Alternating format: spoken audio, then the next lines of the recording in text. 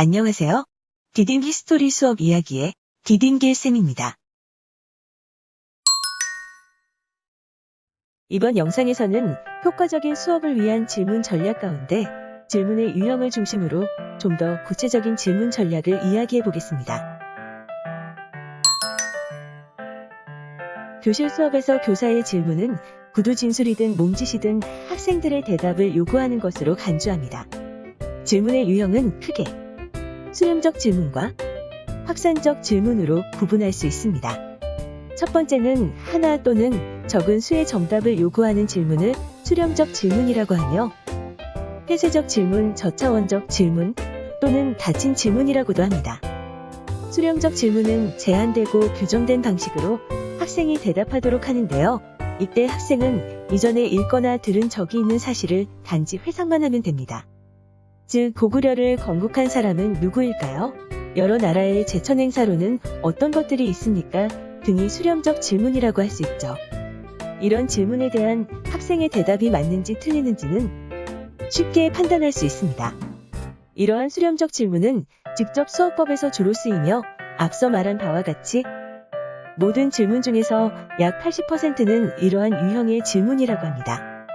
두 번째는 해답이 여러 개 나올 수 있는 질문으로 확산적 질문이라고 하며, 간접적 질문, 고차원적 질문 또는 열린 개방형 질문이라고도 합니다. 여기에는 하나의 정답이 없는 반면 여러 개의 틀린 대답은 있을 수 있습니다.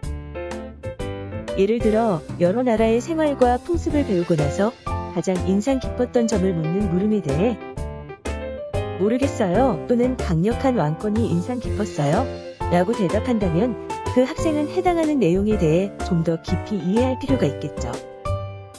개방적인 학생의 대답을 유도하려 했던 교사의 의도에도 불구하고 이처럼 확산적 질문에 대한 대답의 옳고 그름을 결정하는 허용 범위를 정하는 것은 훨씬 어렵습니다. 이 점이 아마도 모든 질문 중에서 단지 20%의 질문만이 확산적 질문인 이유가 되겠죠.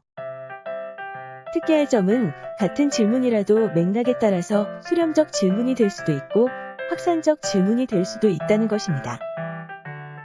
여러 나라의 생활과 풍습에 대해 공통점과 차이점을 구별해보라고 했을 때, 만일 학생이 이전에 암기를 통해 알았던 내용들을 회상하기만 한다면 그 질문은 수렴적 질문이 됩니다.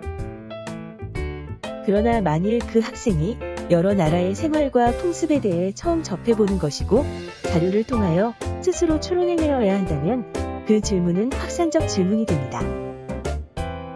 이처럼 질문의 효과는 학생의 수준과 맥락뿐만 아니라 음성의 억양, 강조되는 언어 등에 의해 달라질 수 있는 것입니다.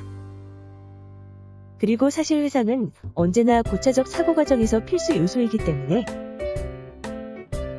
수많은 수렴적 질문이 항상 고차적 사고 행동에 있어서 필수 선행 조건이 됩니다.